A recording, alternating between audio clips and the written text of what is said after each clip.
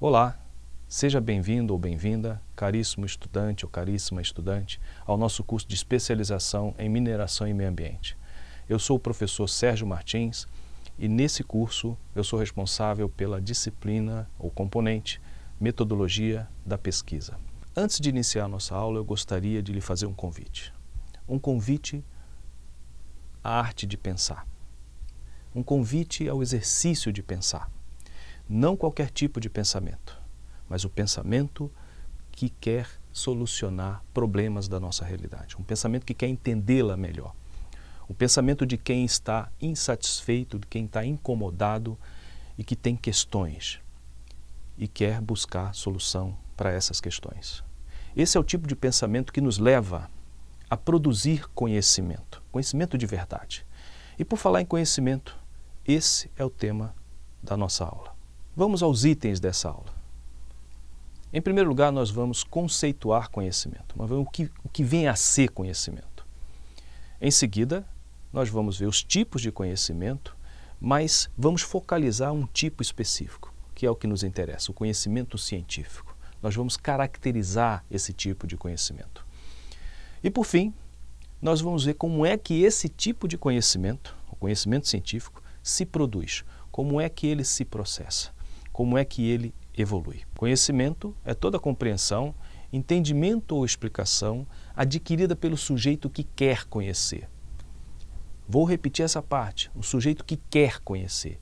Ele tem necessidade, ele precisa entender mais, ele quer entender mais. Ele não está satisfeito com as explicações que ele encontra, com as explicações que lhe são passadas. Então ele deseja, ele tem necessidade de saber mais. Esse é o sujeito do conhecimento. A maioria das pessoas entende conhecimento como se fosse algo que podemos passar, transmitir. Muitos falam, professor, o bom professor é aquele que consegue transmitir seus conhecimentos. Ou como se o conhecimento pudesse ser passado de uma pessoa para outra, ou de um autor para o leitor através do livro que escreveu.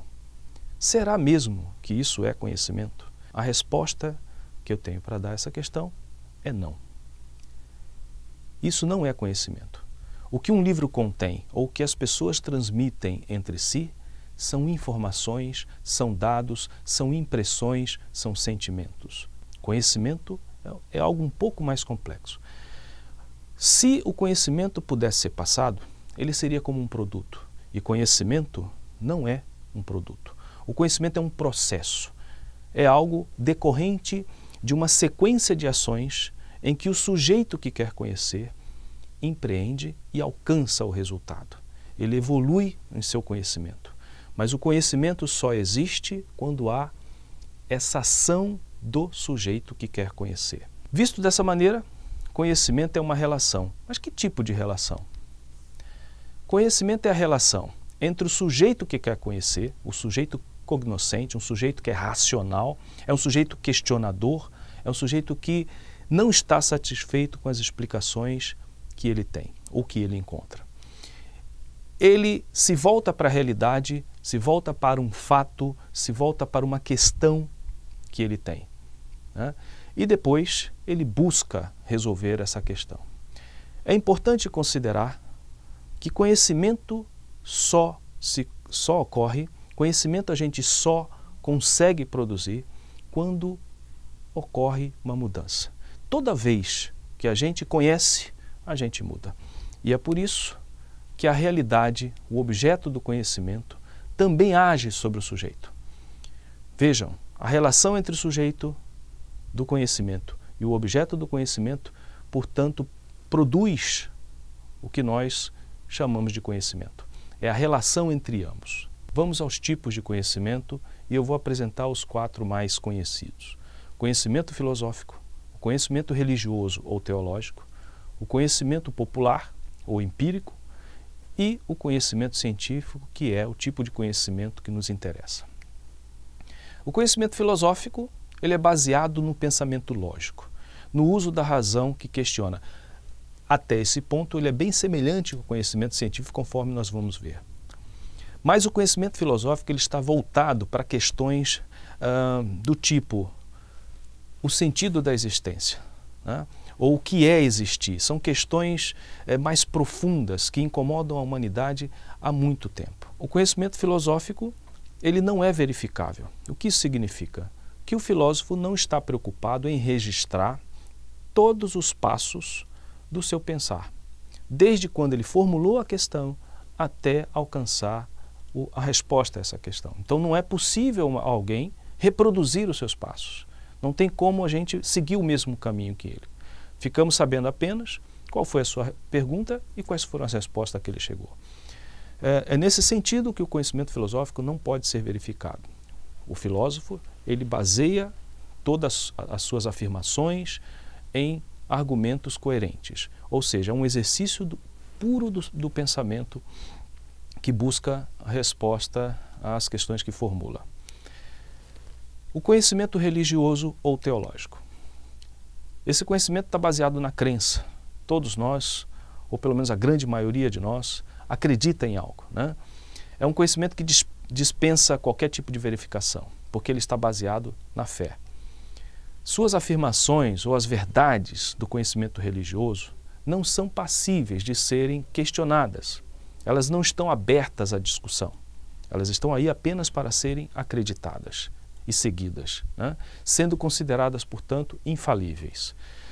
No conhecimento religioso, o conhecimento religioso se fundamenta na fé e na temência a Deus, ou a vários deuses, ou ainda a entidades sobrenaturais.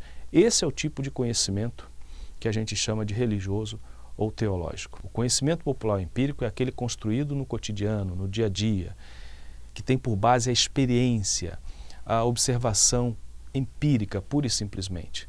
Ou aquele conhecimento que evolui na tentativa e erro. Você faz uma vez, erra, observa o que você fez, tenta fazer de uma outra forma até alcançar um resultado que lhe satisfaça. Esse é o tipo de conhecimento do dia a dia, conhecimento que circula entre as pessoas. Acho que todo mundo já ouviu afirmações do tipo: olha, não coma manga e beba leite porque esses dois juntos faz mal. Ou ainda crenças que são passadas de geração para geração, de pai para filho, né? É um tipo de conhecimento que não está preocupado numa validação comprovada. E essa validação, na verdade, ela ocorre muito mais em função da própria coletividade. Então, quando as pessoas, de um modo geral, acreditam, quando todas compartilham da mesma ideia, é aí que o conhecimento popular tem a sua validação. Então, a gente ouve do tipo: olha, eu acredito nisso porque minha avó dizia, eu acredito nisso porque eu vi, eu acredito nisso porque aconteceu com um irmão, aconteceu com um amigo, ou simplesmente acredito nisso porque sempre funcionou. Então não existe nenhuma preocupação com uma comprovação do tipo científico, né? É apenas uma validação que se baseia, né, na compartilha de um pensamento que é comum a uma coletividade. Chegamos ao conhecimento científico. Vamos caracterizá-lo. O conhecimento científico é aquele que tem por base o método científico. O método científico é a alma do conhecimento científico. É o que faz esse tipo de conhecimento, é o que distingue ele de todos os demais tipos de conhecimento. O conhecimento científico ele é verificável, ele é sistemático, organizado. Ou seja, o cientista é aquele que está preocupado em registrar todos os passos, todo o seu caminho, desde a formulação das questões até alcançar os seus resultados, ou seja, as respostas a essas questões. Ele registra cada passo das experimentações, registra os resultados que foram sendo alcançados aos poucos, até o resultado final, até chegar a alguma conclusão. Ele faz isso porque precisa dar, é importante que ele dê a oportunidade de outros cientistas reproduzirem seus passos, para verificar se realmente ele chegou àquele resultado, se aquele resultado se confirma. Isso é o que vai dar a validação da verdade científica. O conhecimento científico é fatual, ou seja, ele está voltado para solucionar problemas do dia a dia. Ele está voltado para fatos que ocorrem à nossa volta, para fenômenos que ocorrem à nossa volta.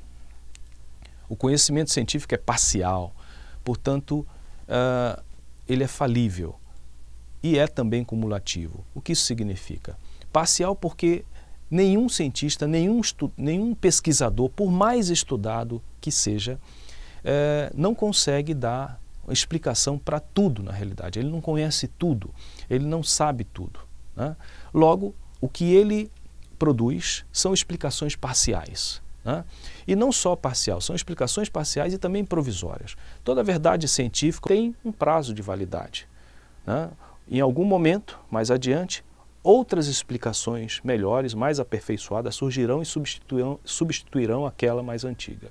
O conhecimento científico também é acumulativo, ou seja, ele se acumula ao longo do tempo a partir da produção, a partir das pesquisas de vários estudiosos, de vários cientistas, né? E com isso ele evolui. O pensamento científico tem por base o pensamento lógico e estratégico, ou seja, o cientista ele está determinado a alcançar um resultado. E é para alcançar esse resultado que ele direciona o seu pensamento. Como o conhecimento científico se produz? Como ele evolui? Vejamos. O ponto de partida, em geral, é a dúvida. Não qualquer tipo de dúvida. Existem aquelas pessoas que duvidam de tudo, que são céticas. Não é a dúvida do cético.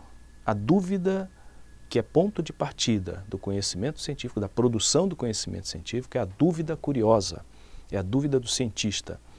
Aquela em que o sujeito está imbuído de uma postura crítica, questionadora. Ele tem dúvida porque ele quer ir além. Ele se coloca em dúvida, ele questiona. Se questionar e questionar é se colocar em dúvida. Outros pontos importantes são as explicações ou teorias vigentes, que são sempre, como já dissemos, parciais e provisórias. Por isso mesmo são refutáveis. Então, o cientista ele toma conhecimento dessas teorias, dessas explicações, e não as aceita ou as aceita parcialmente. E com isso ele vai procurar novas explicações, ou vai procurar aperfeiçoar as explicações que existem. Produzir conhecimento científico é questionar crenças, teorias, gerando novos entendimentos. A postura científica é a postura de questionar tudo o que existe. É a postura questionadora, crítica. Em ciência, tudo pode e deve ser questionado. A ação que leva à produção do conhecimento científico é chamada de pesquisa científica. Nós sabemos que há, e certamente você conhece, inúmeros tipos de pesquisa. Existem pesquisas de mercado, pesquisa de opinião, enfim, aquelas pesquisas escolares, existem N tipos de pesquisa. Mas a pesquisa que nos interessa, que leva à produção do conhecimento científico, é a pesquisa científica. Ela é o próprio processo de produção do conhecimento científico. É sobre esse processo de produção do conhecimento científico que nós vamos tratar em nossa próxima aula. Mas antes de terminar, eu gostaria de deixar para você uma mensagem que representa o espírito da ciência, o espírito do cientista, esse sujeito que não está satisfeito com as teorias existentes e que busca, né, renovar o conhecimento, que busca dar respostas que lhe satisfaçam as questões que lhe incomodam, né? É uma frase de Sêneca que diz assim: nenhum vento sopra a favor de quem não sabe aonde ir. O cientista, ele produz ciência sabendo onde quer ir. O seu ponto de partida é o seu norte, é a sua dúvida, são as suas questões. E é nessa direção que ele segue. Até a próxima aula. Um grande abraço.